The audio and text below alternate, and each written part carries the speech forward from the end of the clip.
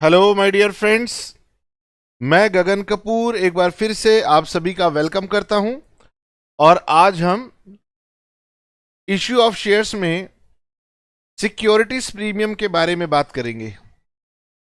Securities premium के questions तो मैंने आपको पहले ही करवा दिए, लेकिन मैंने आपको इसकी थ्योरी नहीं बताई। तो एग्जाम में इसकी थ्योरी बहुत इंपॉर्टेंट है। आइए जी, और मेरे साथ साथ इसे करेंगे। Very very important for theory also. Exam में अक्सर थ्योरेटिकली क्वेश्चन आता है कि what are the purposes for which a company can utilise securities premium account, यानी सिक्योरिटीज प्रीमियम जो कंपनी को मिलता है उसकी यूटिलाइजेशन के ऊपर थ्योरी क्वेश्चन अक्सर आता है। Sorry. When a company issues shares, चाहे इक्विटी हो चाहे प्रेफरेंस हो, at a price higher than face value of a share, shares are said to be issued at premium. तो ये नई बात नहीं है, आप जानते हो। Now the premium on issue of share is a capital profit. तो जो हमें बिजनेस में प्रॉफिट होते हैं, कुछ हमारे फ्री रिजर्व्स होते हैं, कुछ हमारे कैपिटल प्रॉफिट्स होते हैं। तो हमारा जो कंपनी लॉ है वो कुछ रिस्ट्रिक्शन लगाता है फ्री रिजर्व्स पर। तो आप, उसका नाम फ्री रिजर्व होता है, वो तो आप कहीं भी यूज करते हैं। कैपिटल प्रॉफिट्स पर वो रिस्ट्रिक्शन लगाता है। तो क्योंकि सिक्योरिटीज प्रीमियम में कैपिटल प्रॉफिट है तो इस पर कुछ रिस्ट्रिक्शन भी लगते हैं। नाउ सेक्शन 52 प्रीमियम की बात कर रहा है। उसमें सेक्शन 52(1) कहता है where a company issue shares at a premium. अब सर, शेयर जो है वो कैश पे भी इशू होते हैं और अदर देन कैश पे भी इशू होते हैं। तो चाहे आप कैश में इशू करें या अदर देन कैश इशू करें, okay, a sum equal to aggregate amount of premium on those shares shall be transferred to securities premium account। जब आपने शेयर इशू किया, फेस वैल्यू थी 10 रुपीज, इशू किया 12 rupees per, तो ये जो 2 रुपए आपने ज्यादा लिए हैं, 2 रुपए, ये कंपनी की प्रॉफिट है, इनकम है, इसे सिक्योरिटीज प्रीमियम में ट्रांसफर कर देना। कब? वो क्वेश्चन बताता है कि किस स्टेज पर आपने प्रीमियम मांगा है। तो ये सिक्योरिटीज प्रीमियम में चले गए। अब वहां पड़े हुए हैं, वहां पड़े हुए हैं, उसका यूटिलाइजेशन ये थ्योरी में आएगा। Similarly when debentures are issued at premium, premium on issue of debentures is transfer to securities premium account. वो कह रहे जैसे शेयर्स इशू करोगे, जब डिबेंचर्स भी प्रीमियम पे इशू करोगे तो उसको भी सिक्योरिटीज प्रीमियम में ट्रांसफर कर देना। ठीक है। नाउ वो कह रहे अब जो आपने समझना है वो ये समझना है, securities premium can not be distributed as dividend in cash. वो कह रहे ये आपका कोई कमाया हुआ प्रॉफिट नहीं है, ये आपका कोई फ्री रिजर्व या अर्नड प्रॉफिट नहीं है कि इससे डिविडेंड बांटते फिरोगे ना। डिविडेंड बांटना है तो पहले कमाओ। Okay. Securities premium is shown in the balance sheet at that reserve and surplus. वो आप बैलेंस शीट की रिजर्व एंड सरप्लस में शो कर देना। Securities premium is not a free reserve except for the purpose of buyback. बेटे वो author कह रहे हैं कि गगन ये बात बच्चों को पढ़ा दो। मैंने कहा छोड़ो, ये इंपॉर्टेंट नहीं है। अब जो पढ़ने वाला हूं ये इंपॉर्टेंट है। एग्जाम में आपसे पूछा जाएगा यूटिलाइजेशन ऑफ सिक्योरिटीज प्रीमियम, ये बताइए। ओके। तो अगर आपसे एग्जाम में थ्योरी क्वेश्चन आता है तो ये आपसे पूछा जाएगा, याद कर लेना। 5 पर्पसेस के लिए लॉ कहता है कि सिक्योरिटीज प्रीमियम का यूटिलाइजेशन हो सकता है। यानी जो पैसे आपने सिक्योरिटीज प्रीमियम में डाले थे वहां क्रेडिट कर रखे हैं, अब मैं सिक्योरिटीज प्रीमियम को कब डेबिट कर सकता हूं?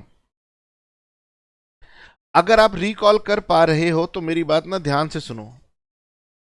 जब सिक्योरिटीज प्रीमियम रिसीव हो जाता था और शेयर फॉरफिट होते थे तो मैं क्या कहता था? प्रीमियम को इग्नोर कर देना।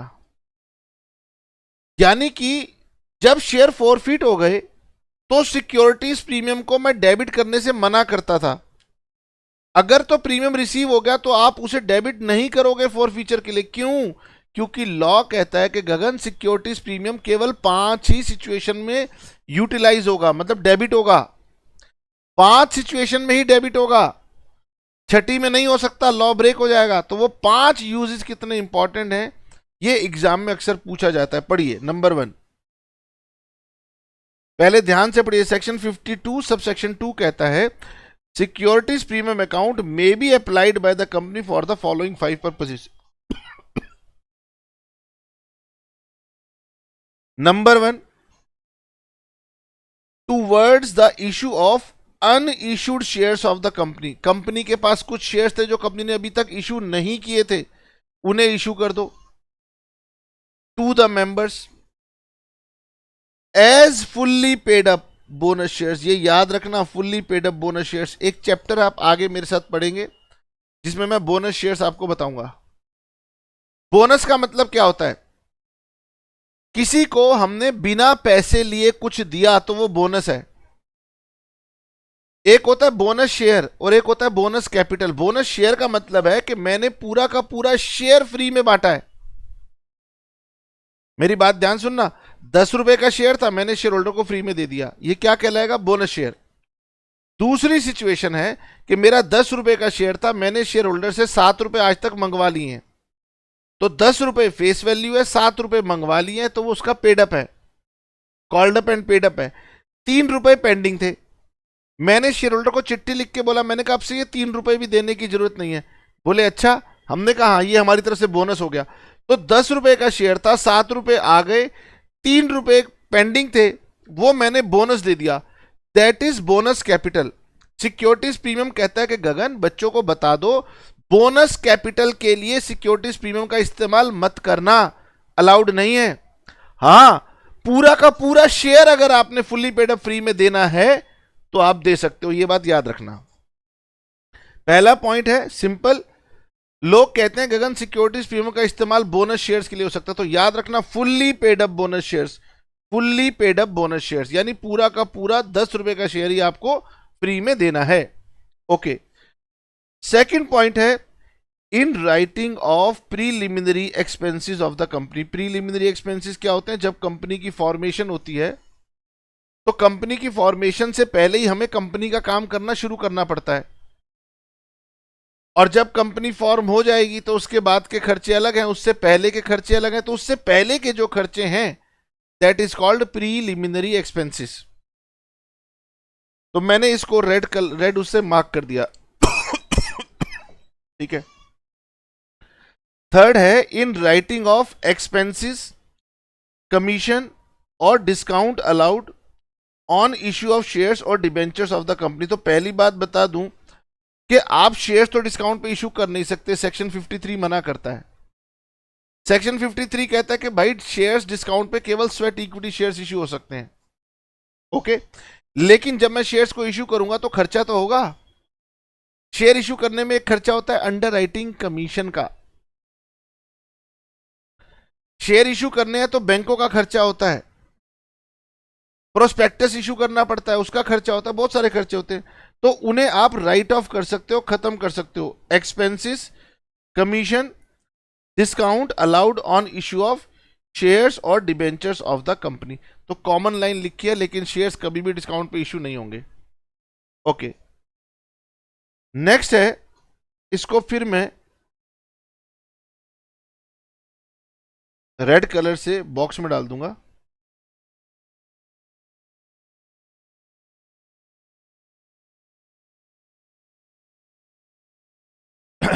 In providing for premium payable, share issue करोगे तो प्रीमियम रिसीव करोगे, ये क्या है? ये है प्रीमियम पेबल। प्रीमियम मतलब एक्स्ट्रा पेमेंट करोगे कब? On redemption of redeemable preference shares और डिबेंचर्स ऑफ द कंपनी। तो जब कंपनी अपने प्रेफरेंस शेयर्स और डिबेंचर्स रिडीम करेगी तो हो सकता है वो एक्स्ट्रा अमाउंट पर रिडीम कर दे, प्रीमियम पर रिडीम कर दे। तो प्रीमियम जब हम एक्स्ट्रा देते हैं रिडेम्पशन के वक्त, तो वो जो हमारा लॉस होगा उसे हम यहां से राइट ऑफ कर सकते हैं।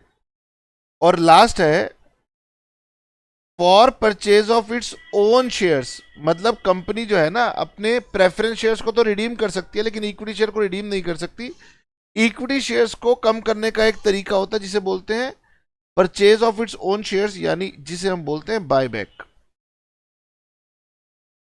तो हम जब बायबैक करेंगे तो बायबैक करने के लिए भी हमारे को सिक्योरिटीज प्रीमियम को यूटिलाइज करने की पावर है।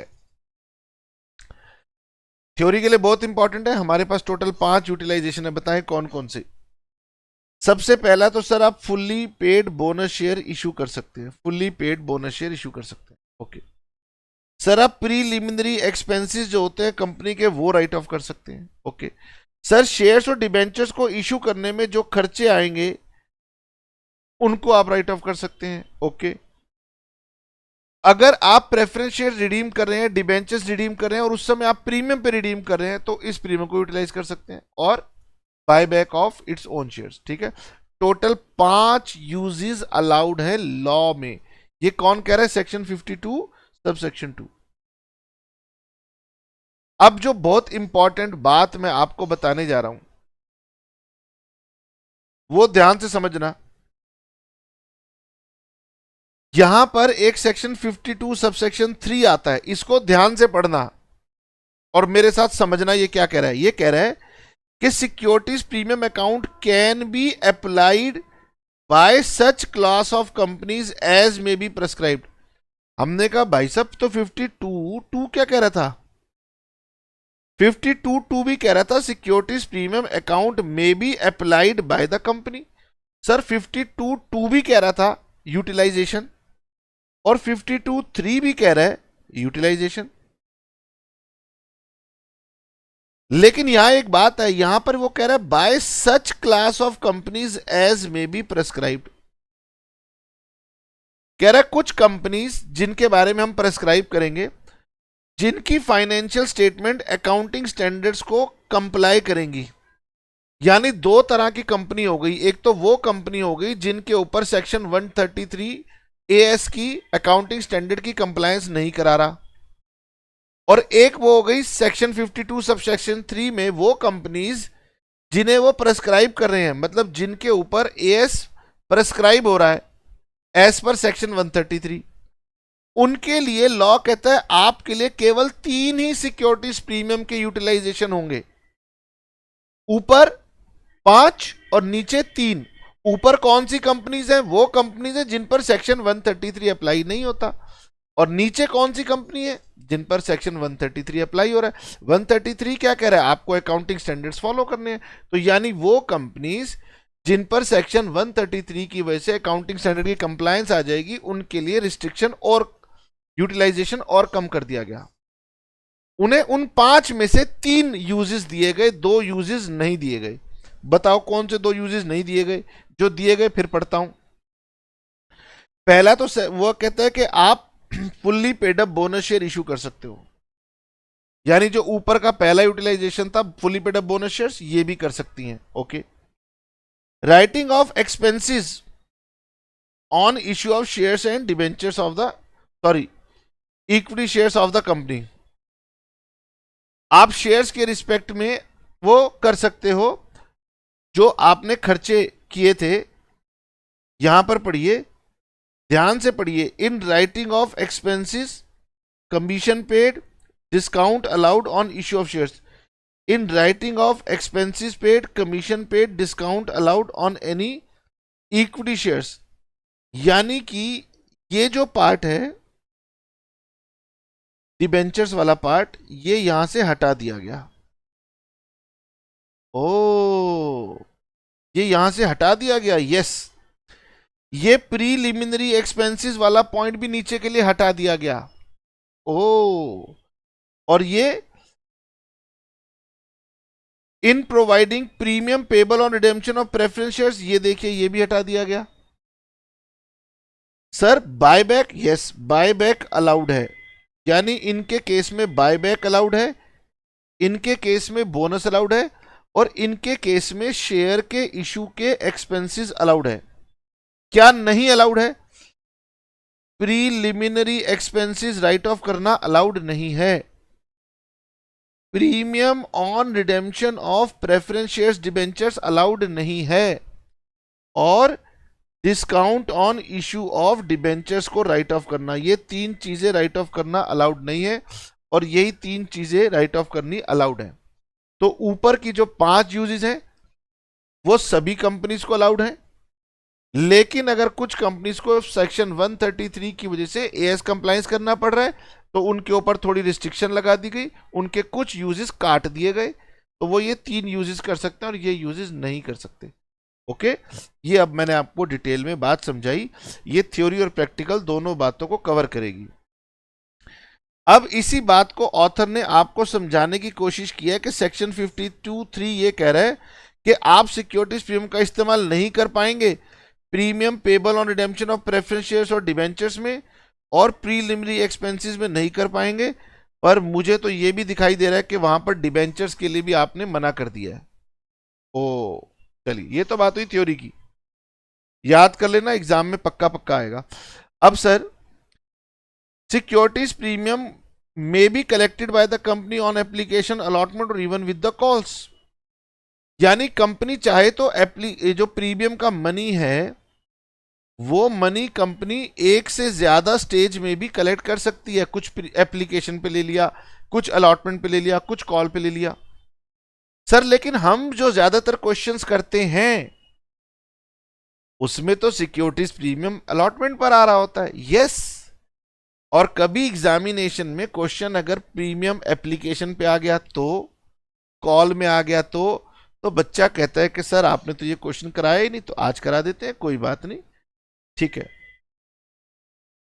अब ऑथर कह रहा है कि गगन बच्चों को बता दो अनलेस अदरवाइज स्टेटेड, यानी जब तक कहा ना जाए तो आपने ये एज्यूम कर लेना है कि सिक्योरिटीज प्रीमियम अलॉटमेंट के साथ था, यानी अगर कभी क्वेश्चन में लिखा हुआ ना हो कि प्रीमियम कहां पर है तो अलॉटमेंट पे एज्यूम कर लेना।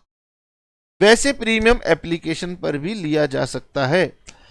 अब एप्लीकेशन में क्या होता है, पहले एप्लीकेशन मनी रिसीव होता है और फिर एप्लीकेशन मनी का एप्रोप्रिएशन होता है। एप्लीकेशन के बाद अलॉटमेंट से उल्टा हो जाता है, पहले ड्यू होता है फिर रिसीव होता है, सीक्वेंस उलट जाता है। तो सर सिक्योरिटीज प्रीमियम अगर एप्लीकेशन में है तो ये जो कैपिटल होती है ना, कैपिटल के साथ में हम सिक्योरिटीज प्रीमियम को रिकॉर्ड करते हैं सेकेंड एंट्री में। लेकिन अगर प्रीमियम हमारा अलॉटमेंट के साथ हो, अगर प्रीमियम हमारा अलॉटमेंट के साथ हो तो जब हम अलॉटमेंट को ड्यू करते हैं तब हम सिक्योरिटीज प्रीमियम को रिकॉर्ड करते हैं, यानी जब हम कैपिटल में पैसा ट्रांसफर करते हैं तभी हम सिक्योरिटीज प्रीमियम में मनी को ट्रांसफर कर लेते हैं। और सिमिलर सिचुएशन हमारी कॉल्स के साथ भी चलने वाली है।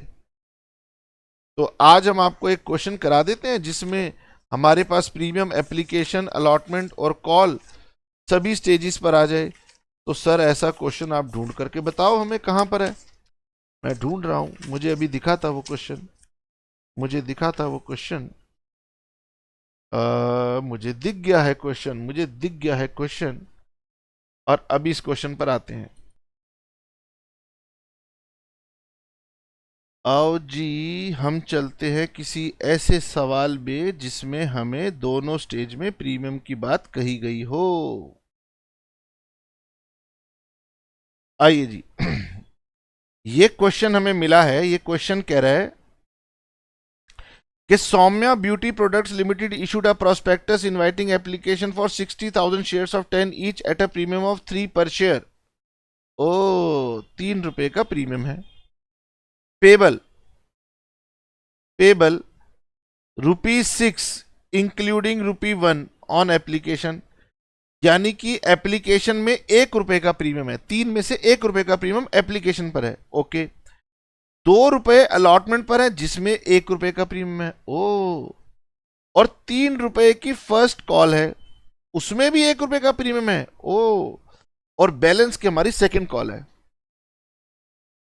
तो यहां पर हम करने जा रहे हैं इलस्ट्रेशन नंबर 22।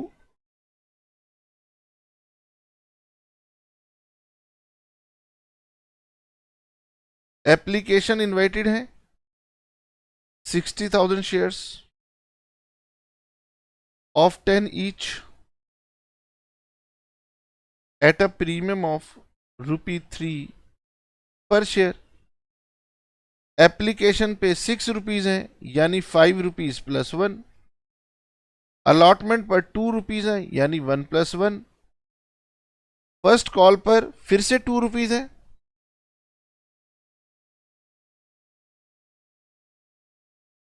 नहीं ₹3 है, सॉरी। फर्स्ट कॉल पर ₹3 है, दैट मीन्स 2 प्लस 1। और फाइनल कॉल में ये ₹2 हो गए। ठीक है, तो टोटल ₹13 हो गए, 10 प्लस 3। यहां पर ₹2 हैं, प्रीमियम नहीं है। Next part, applications were received for 90,000 shares and pro rata allotment was made to the applicants for 72,000 shares and remaining applications were rejected. Okay, तो 90,000 एप्लीकेशंस हमें रिसीव हुई, जिसमें से प्रो राटा अलॉटमेंट 72,000 एप्लीकेशंस को 60,000 shares दिए गए, बाकी को हमने रिजेक्ट कर दिया, यानी बाकी हो गए हमारे पास 18,000। इन्हें हमने कोई शेयर नहीं दिया। फिर क्वेश्चन कह रहा है कि money over paid on application was adjusted on sum due on allotment. Akanksha, to whom 500 shares were allotted, failed to pay allotment money, and on her failure to pay first call, her shares were forfeited. ठीक है, पहले आकांक्षा है, 500 shares हैं, application देती है और allotment और first call नहीं देती और उसके शेयर्स फॉरफिट हो जाते हैं। अलॉटमेंट नहीं देती, फर्स्ट कॉल नहीं देती और यहीं पर उसके शेयर फॉरफिट हो जाएंगे। उसके बाद आर्शीन 600 शेयर्स अलॉटेड हैं, फेल टू पे 2 कॉल्स, हर shares were forfeited after the second call. Arshin के पास 600 शेयर्स हैं, एप्लीकेशन देती है, अलॉटमेंट देती है, लेकिन फर्स्ट कॉल सेकंड कॉल नहीं देती, यहां उसके शेयर फॉरफिट हो जाते हैं। Of the forfeited shares, 800 shares were sold to Sahil for ₹9 per share, fully paid up for 9 per share, including all shares of Akansha. इनमें से हम टोटल 800 शेयर्स रीइश्यू कर रहे हैं, 800 शेयर्स रीइश्यू कर रहे हैं, 800 shares reissued at the rate of ₹9, जिसमें आकांक्षा वाले पूरे 500 हैं और आर्शीन के 300 हैं। क्वेश्चन बिल्कुल साफ है। मुझे बताएं, क्या आप ये क्वेश्चन बना पाएंगे? एक से ज्यादा प्रीमियम की स्टेजेस हैं इसके अंदर।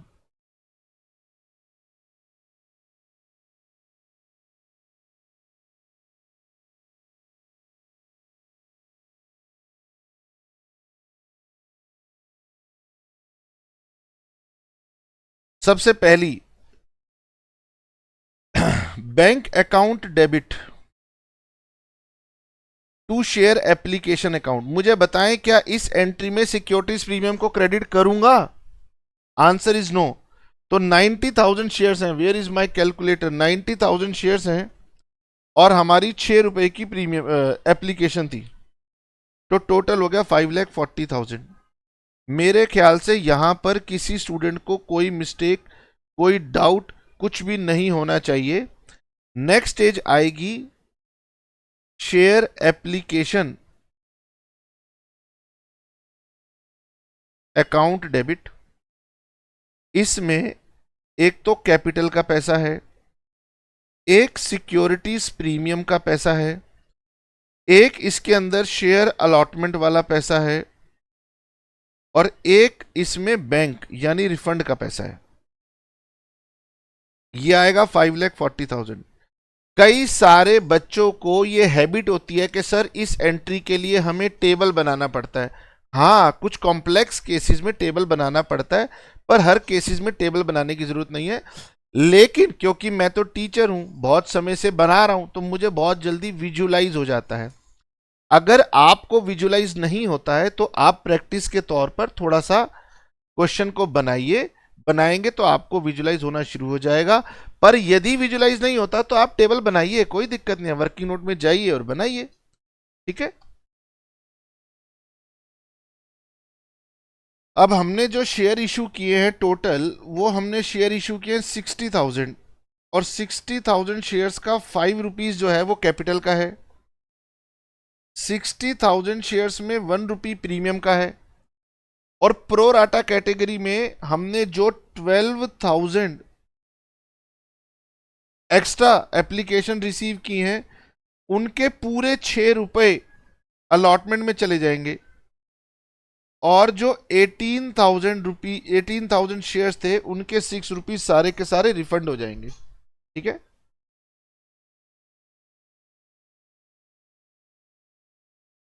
बैंक में जाएगा 1,08,000,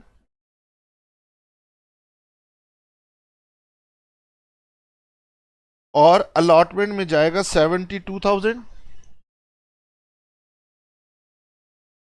सिक्योरिटीज प्रीमियम में जाएगा 60,000, और यहां पर आएगा 3 लाख।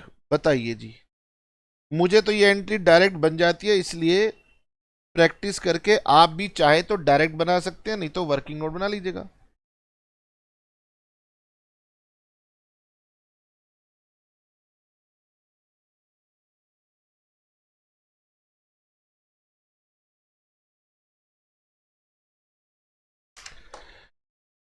आगे बढ़ते हैं, और पहला एप्लीकेशन की स्टेज हमने क्रॉस कर ली है। और बार बार कहूंगा कि मुझे तो क्योंकि बहुत समय हो गया है, तो अगर आपको लगता हो कि इसके वर्किंग नोट बनाने में समय लगता है तो प्रैक्टिस के साथ वो समय बचेगा।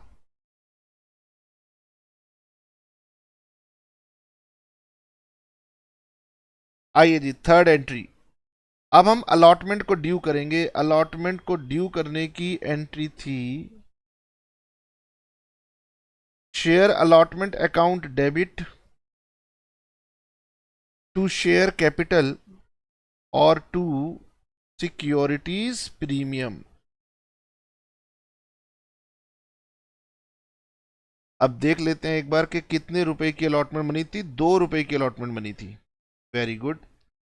तो यहां पर आएगा 60,000 शेयर्स पर 2 रुपए की अलॉटमेंट है, 1 रुपी की कैपिटल है, और 1 रुपी का सिक्योरिटीज प्रीमियम है, बीइंग अलॉटमेंट ड्यू।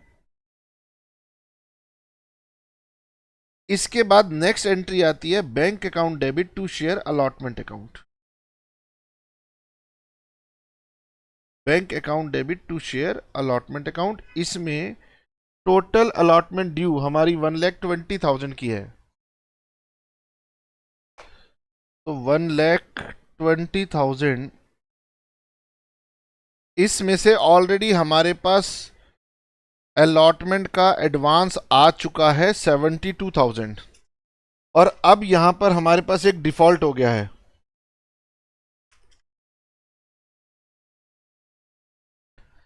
डिफॉल्ट हमारे पास था आकांक्षा का।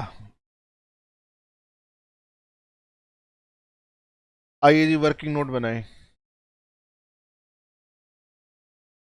Working note number 1, calculation of allotment money not paid by आकांक्षा। तो सबसे पहले आएगा अलॉटमेंट ड्यू फ्रॉम आकांक्षा। आकांक्षा के पास 500 शेयर्स थे, into 2, 1,000,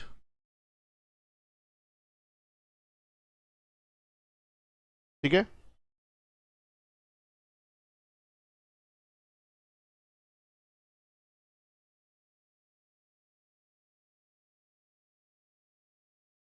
allotment due from Akanksha है 1000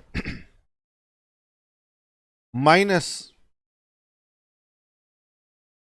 एडवांस रिसीव्ड फ्रॉम आकांक्षा, तो इसके लिए हम बनाएंगे number of shares applied by Akanksha. तो 500 इंटू, जरा चल के प्रो राटा की रेशो निकालिए। प्रो राटा की रेशो निकालेंगे तो सर ये रेशो निकल के आएगी 6 10 6 12 और 2 5 2 6 6:5।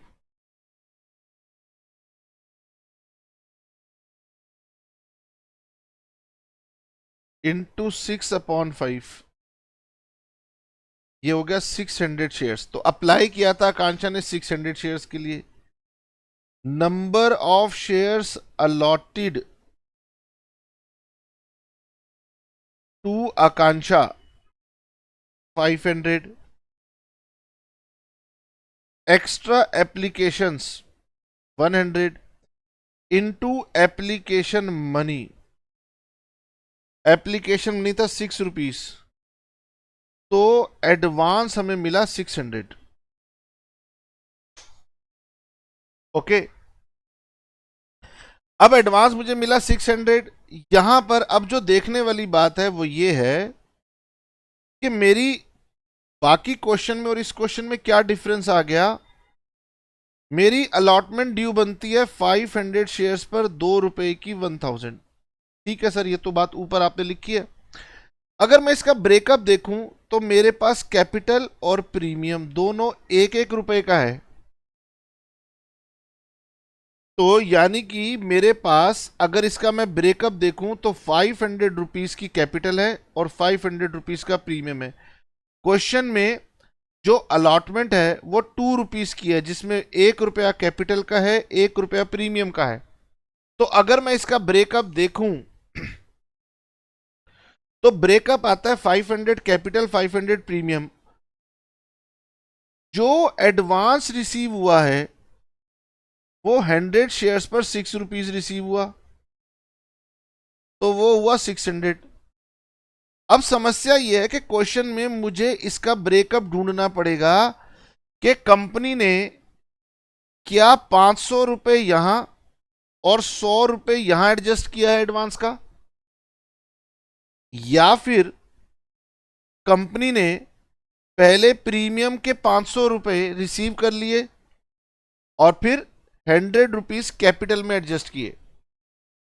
आपकी 600 रुपीज जो एडवांस कंपनी के पास आया हुआ है वो मैं पहले कहां यूज करूं?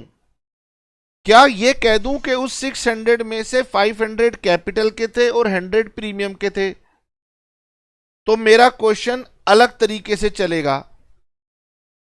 ओके, और अगर मैं ये कह दूं कि इसमें 500 रुपीज प्रीमियम में मैंने एडजस्ट कर दिए, यानी प्रीमियम मुझे पूरा का पूरा रिसीव हो गया और मेरे कैपिटल के 400 रुपए पेंडिंग रह गए, तो क्वेश्चन का यहां से ट्रीटमेंट अलग हो जाएगा। इसका मतलब यहां से आगे जब मैं क्वेश्चन बनाऊंगा तो मेरे पास दो पॉसिबिलिटीज आती हैं। पॉसिबिलिटीज ये आती है कि जो एडवांस मनी था वो मैंने पहले कहां पर एडजस्ट किया, कैपिटल में एडजस्ट किया या मैंने प्रीमियम में एडजस्ट किया।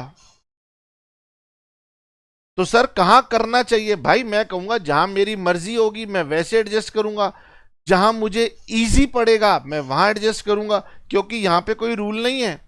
तो रूल ना होने की वजह से मेरे हिसाब से मेरे लिए इजी पड़ने वाला है, मैं ऑप्शन नंबर 2 ऑप्ट कर लूं। ठीक है, अब इस बात को हम दोबारा चर्चा में लाएंगे, बाद में लाएंगे। अभी मेरे पास एडवांस आया है आकांक्षा के 100 शेयर्स के 6 रुपीज का एडवांस था 600, तो मेरा जो डिफॉल्ट बना वो 400 रुपीज का बना। और मैंने जो नीचे कैलकुलेशन समझाई है, मैंने ये समझाया कि ये 400 रुपीज मेरे कैपिटल का डिफॉल्ट है, क्योंकि मैंने एडवांस में से पहले प्रीमियम को एडजस्ट कर लिया, मेरा क्वेश्चन आसान हो जाए इसलिए। सर अपना क्वेश्चन आप कैसे आसान कर सकते हो? भाई क्वेश्चन में अगर कोई एजम्पशन लेनी पड़े तो मैं अपना आसान काम करूंगा ना। तो यानी ये मेरे पास जो डिफॉल्ट आएगा ये 400 रुपीज का डिफॉल्ट आएगा। 1,20,000 माइनस 72,000 माइनस 400, ये आ गया 47,600।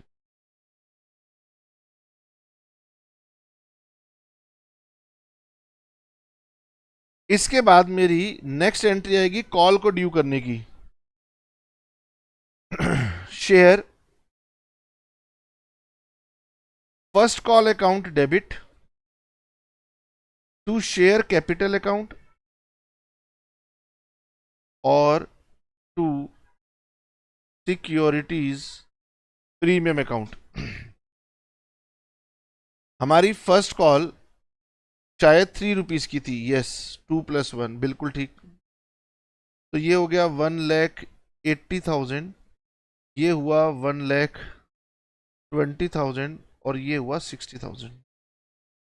ये हमारी फर्स्ट कॉल ड्यू हो गई।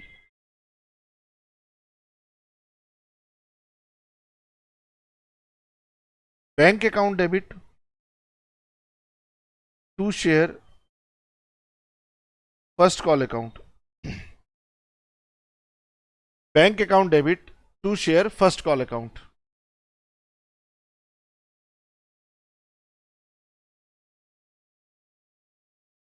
नाउ टोटल था 1,80,000, इसमें से 500 शेयर्स आकांक्षा के थे, 3 रुपीज नहीं मिले, और अर्शीन के शेयर थे 800। 800 शेयर्स पर 3 रुपीज नहीं मिले। ओके,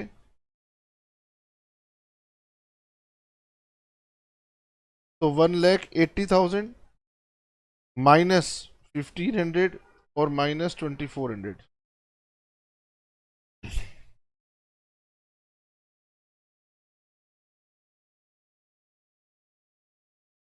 ओ सॉरी 600 शेयर्स हैं उसके, 600 शेयर्स हैं उनके।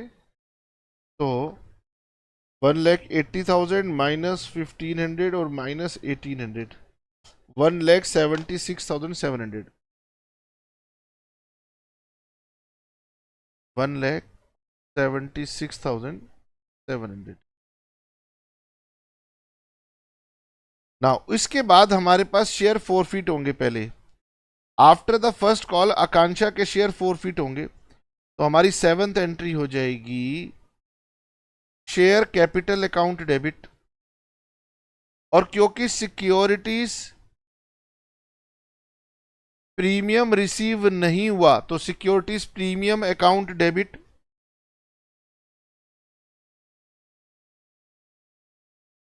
To share allotment account to share first call account और to share forfeited account being share of Akanksha forfeited। अब बेटे यहां पर सारा का सारा फोकस अपनी इस वाली एंट्री में आप रखेंगे। मुझे बताइए शेयर कैपिटल में हमेशा आता है अमाउंट कॉल्ड अप। तो अभी कंपनी ने फर्स्ट कॉल तक कितना अमाउंट कैपिटल का कॉल्ड अप किया हुआ है? तो सर 5 रुपीज, 6 रुपीज और 8 रुपीज। ठीक है, मैं आकांक्षा की बात कर रहा हूं। 8 रुपीज कॉल्ड अप है। सभी अपना फोकस बना के रखना। 500 शेयर्स पर 8 रुपीज कॉल्ड अप, कहीं कोई दिक्कत नहीं है। ये आ गया 4,000, कहीं कोई दिक्कत नहीं है। अब आया सर सिक्योरिटीज प्रीमियम। इसमें 2 स्टेज हैं, अलॉटमेंट की और फर्स्ट कॉल की। फर्स्ट कॉल के तो हमारे जो 1 रुपए का प्रीमियम है, ये तो कंफर्म्ड है कि आकांक्षा ने फर्स्ट कॉल दी नहीं, तो फर्स्ट कॉल का एक भी पैसा नहीं दिया तो हमारी अलॉटमेंट के 500 रुपीज, सॉरी हमारे प्रीमियम के फर्स्ट कॉल वाले 500 रुपीज उसने नहीं दिए। नाउ सर अलॉटमेंट के 500 के लिए क्या विचार है?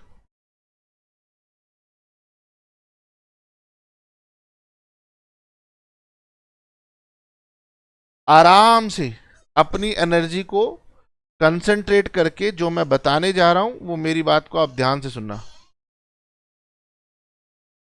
अगर तो स्टूडेंट ये कहता है कि सर जो आकांक्षा का 600 रुपीज था वो पहले मैंने 500 कैपिटल में एडजस्ट किया और 100 रुपीज मैंने प्रीमियम में एडजस्ट किया, तो फिर इस केस में मेरा आंसर ये निकलेगा कि मेरा प्रीमियम 400 रुपीज का रिसीव नहीं हुआ। ठीक है, जो प्रीमियम रिसीव हो जाता है उस प्रीमियम को इग्नोर करना पड़ता है।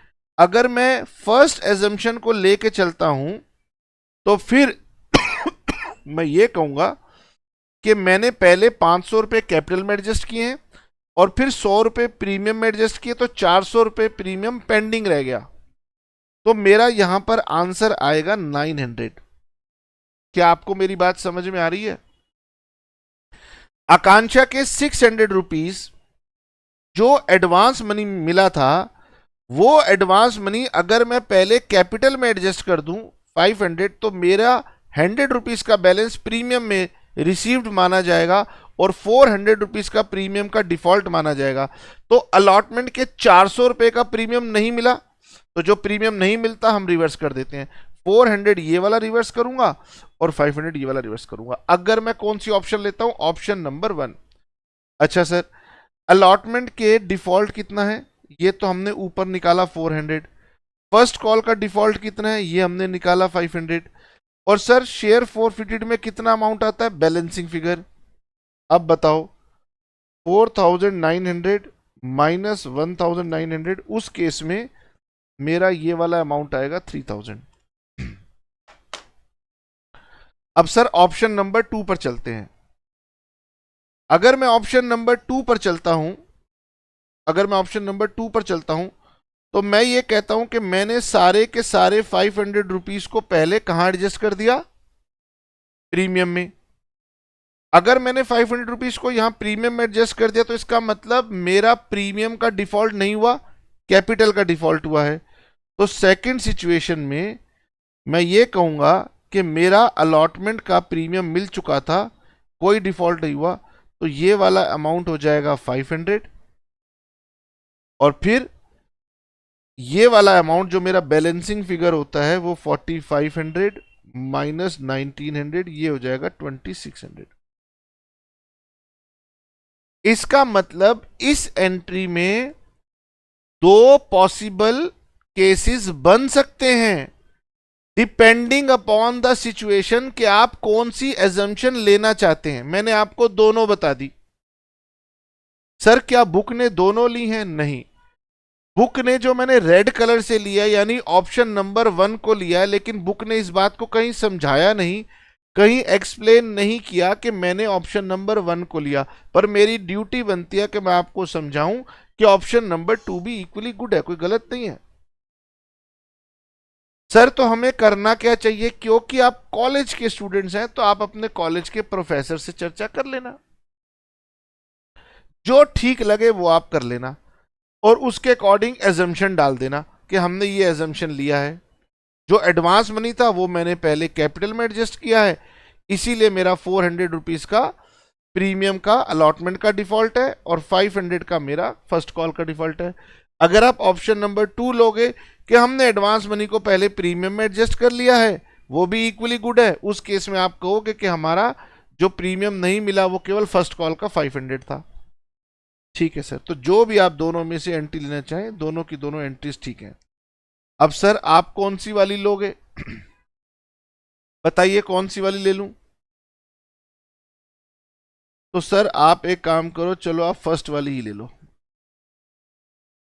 फर्स्ट वाली ले लो। ठीक है, चलो मैं फर्स्ट वाली ले लेता हूं, तो कि आपकी बुक से फिर वो मैच कर जाएगी और आपको भी अच्छा लगता है कि हाँ सर बुक से मैच होगी।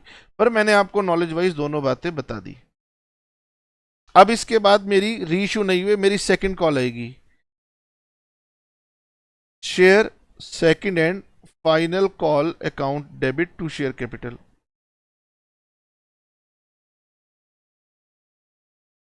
और मेरी सेकंड कॉल कितने रुपए की है? सेकंड कॉल मेरी 2 रुपए की है।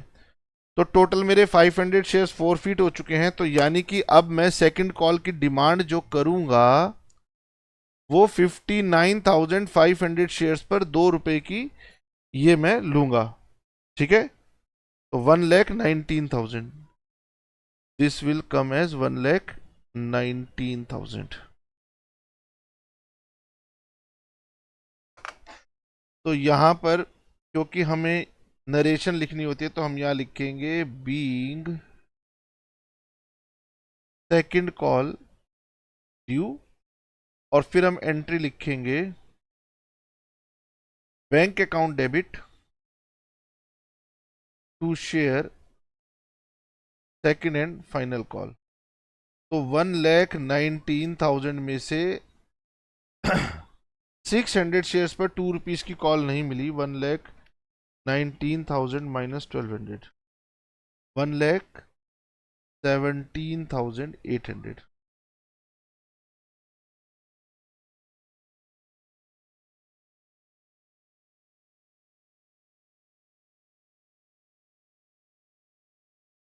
अब इसके बाद क्वेश्चन क्या कह रहा था? इसके बाद क्वेश्चन कह रहा था आर्शीन के भी जो 600 शेयर्स हैं वो फॉरफिट कर दो।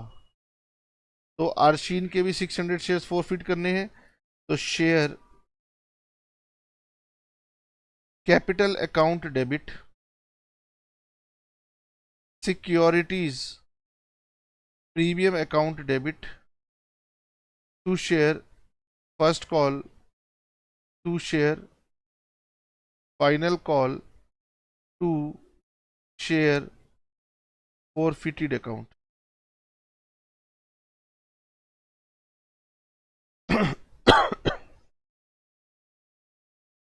नाउ 600 शेयर्स हैं और अब शेयर फुल्ली कॉल्ड अप हो चुके हैं 6,000।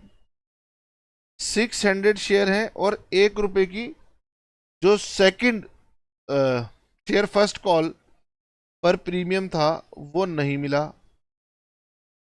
शेयर फर्स्ट कॉल में आएगा 600 शेयर्स पे 3 रुपीज नहीं मिले। इसमें आएगा 1,200, 2 रुपए नहीं मिले। और बाकी का आएगा हमारा बैलेंसिंग फिगर, यानी 600 शेयर्स पर हमें 5 रुपए की एप्लीकेशन मिली थी, 1 रुपए की अलॉटमेंट मिली थी। तो चाहे आप बैलेंसिंग फिगर निकाल लें चाहे कैलकुलेट कर लें, ये 3600 आना चाहिए। फिर एंट्री होगी bank account debit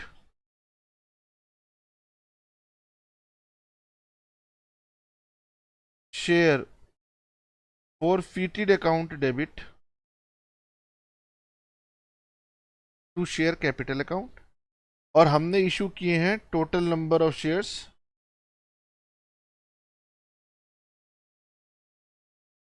800 shares reissued हैं at ₹9 per share. 800 shares at ₹9 per share. तो ये हो गया 8,000, ये हो गया 800 और ये हो गया 7,000। यहां तक तो कोई दिक्कत ही नहीं है। अब मुझे निकालना है share forfeited account debit to capital reserve account. क्योंकि मेरे पास 2 पॉसिबिलिटीज थी तो यहां पर भी मेरे 2 पॉसिबल सॉल्यूशन बनेंगे। अगर आपने ऑप्शन नंबर 1 फॉलो की होगी, अगर आपने ऑप्शन नंबर 1 फॉलो की होगी तो आकांक्षा के 3,000 रुपीज इनकम हुई थी फॉर फीचर पर, और आरशीन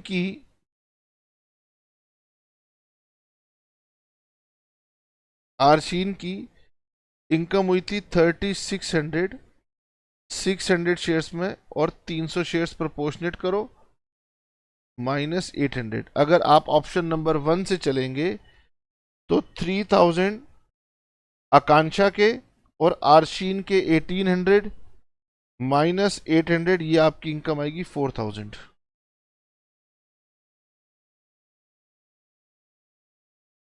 अगर आप ऑप्शन नंबर 2 से चल रहे थे तो ये इनकम आएगी 2600, ये सेम आएगी, तो आपकी इनकम बनेगी 3600। तो मैंने आपको दोनों तरीके से बता दिया, जिस भी वे से आपको समझ में आता हो उस वे से मैंने आपको ये समझा दिया। तो दो पॉसिबल सॉल्यूशन थे, बुक ने एक किया मगर मैंने आपको दो बता दिए। सर इतना ज्ञान आप क्यों देते हो?